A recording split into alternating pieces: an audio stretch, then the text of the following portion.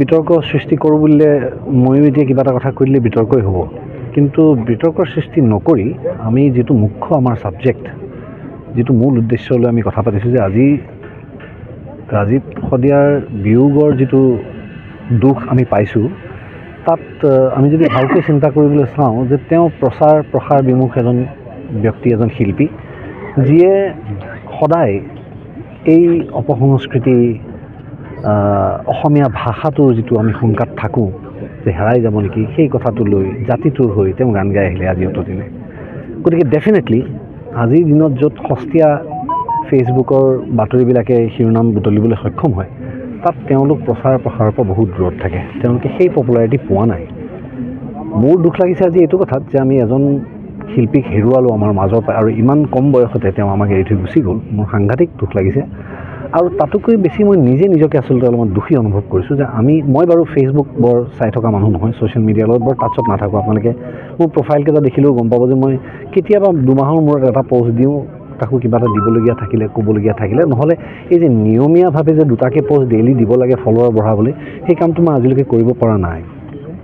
গতিকে ফেচবুকৰ পৰা দূৰতেই থাকোঁ, কামতেই থাকোঁ, অনুশীলন থাকে, শাৰীৰিক অনুশীলন থাকে। ছবিখনৰ যদিও আমি কেৱল অভিনেতা হিচাপে থাকোঁ, কিন্তু স্ক্ৰিপ্টখন মোৰ হোৱা স্বত্তেও মই আৰু বেছি সময় দিবলগীয়া হৈছে। মই শ্বুটিঙৰ গোটেই সময়টোত কনচেপ্টটো মই যিটো বিচাৰিছিলোঁ সেইটো ঠিকে গৈছে নাই সেইটোও চাই থাকোঁ। গতিকে বহু সময় যায়, মই মোৰ বাৰ্থডে, মোৰ জন্মদিনৰ শুভেচ্ছা দিয়া মানুহখিনিৰ হেৰিবিলাকো আজি বহুত মূৰত চাবলৈ পাওঁ। গতিকে তেনেস্থলত ময়ো নিজকে কিন্তু তথাপিও দুখী অনুভৱ কৰিছোঁ যে মৃত্যুৰ আগলৈকে ৰাজীৱ শদিয়াৰ বিষয়ে মই সিমান নাজানিছিলোঁ, কিন্তু জানিবলৈ নোপোৱাটো আচলতে গোটেই জাতিটোৰ বাবে আচলতে বৰ দুখ লগা কথা। এজন শিল্পীক প্ৰতিষ্ঠা কৰাৰ ক্ষেত্ৰত, প্লেটফৰ্ম দিয়াৰ ক্ষেত্ৰত সংবাদ মাধ্যমেই আগবঢ়াই নিয়ে, যাকে নিয়ে শীৰ্ষলৈকেও নিয়ে, সংবাদ মাধ্যমে টানিও আনে। সংবাদ মাধ্যমে তেখেতক এখন উপযুক্ত প্লেটফৰ্ম দিয়া, ডিজিটেল মিডিয়াই কওক, প্ৰিণ্ট মিডিয়াই কওক, পৰ্টেলেই কওক, আমিবিলাকে আচলতে তেওঁক উপযুক্ত প্লেটফৰ্ম নিদিলোঁ কাৰণে মানুহে চিনি নাপায়। আমি আটাই দিব নোৱাৰিলোঁ আচলতে, সেই ক্ষেত্ৰত আমি আটাই দোষী, আৰু আমি আটাই আচলতে আজি এই যে আমাৰ যিটো লছ হৈছে, এই লছটো কিন্তু গোটেই জাতিটোৰ লছ। কাৰণ এজন শিল্পীয়ে নিস্বাৰ্থভাৱে তেওঁ এটা সস্তীয়া গান বনায়ো পপুলাৰিটি ল'ব পাৰিলে হয়, তেওঁ কৰা নাই। তেওঁ অকল এটা লক্ষ্য লৈ কাম কৰিছে, আৰু লক্ষ্য লৈ কৰা মানুহজনহে আচলতে শিল্পী হয়। কিংবদন্তি কোনোবাই হওঁ বুলিলে হ'ব নোৱাৰে আচলতে, লেগেচি এৰি যাব লাগিব, তেতিয়াহে লেজেণ্ড হ'ব পাৰে। গতিকে তেওঁ লেগেচি এৰি থৈ গৈছে। গতিকে তেওঁৰ মৃত্যুত মই গভীৰ শোক প্ৰকাশ কৰিছোঁ, আৰু মই নিজকেও ইয়াৰ মাজত মই দুখী পাইছোঁ যে ময়ো তেখেতৰ বিষয়ে বৰ নাজানিলোঁ, আচলতে গম নাপালোঁ।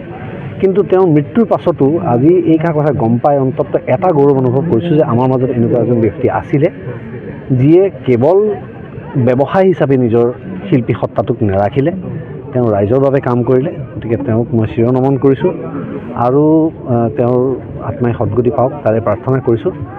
আৰু শেষত ই আমাৰ আটাইৰে কাৰণে আচলতে সাংঘাতিক ধৰণৰ এটা দুখৰ খবৰ। গতিকে তেওঁৰ পৰিয়ালবৰ্গলৈও মই মোৰ সমবেদনা জ্ঞাপন কৰিছোঁ, আৰু আশা কৰিছোঁ যে আমি আগলৈ শিল্পীসকলে যিয়ে নিস্বাৰ্থভাৱে কাম কৰি যায়, তেওঁলোক মৃত্যুৰ আগতে যদি আমাৰ পৰা এইখিনি মৰম পালে হয়, তেতিয়া হয়তো তেওঁলোকে মৃত্যুৰ আগতো কোনো ধৰণৰ আক্ষেপ, কোনো ধৰণৰ হেৰি লৈ মনত নগ'ল হয়। গতিকে আমি সেইটোৱে চেষ্টা কৰিব লাগে, আৰু ইয়াৰ পৰা মই অসমবাসী ৰাইজকো অনুৰোধ জনাইছোঁ যে অলপ সস্তীয়া মনোৰঞ্জনৰ পৰা দূৰত থাকক। সস্তীয়া মনোৰঞ্জন মানে মই কোৱাৰ যিটো অৰ্থ তেওঁলোকে আটাই বুজি পাইছে, যে কিছুমান অতি সস্তীয়া মানুহ যিয়ে কাম কৰি আছে, কিন্তু তেওঁলোকে আচলতে ইমান পপুলাৰ যে অসমৰ বাহিৰত তেওঁলোকৰ মাজেৰে আজি অসমখন চিনি পোৱাৰ নিচিনা হৈছে।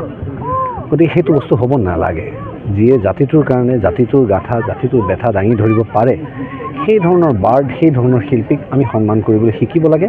আৰু জীয়াই থকা অৱস্থাতে যদি আমি এইখন সন্মান দিওঁ, তেতিয়াহ'লে হয়তো তেওঁলোকেও নিজৰ আৰু বহু বেলেগ ধৰণে নিজৰ কেয়াৰ ল'লে হয়, ভালে থাকিলে হয়।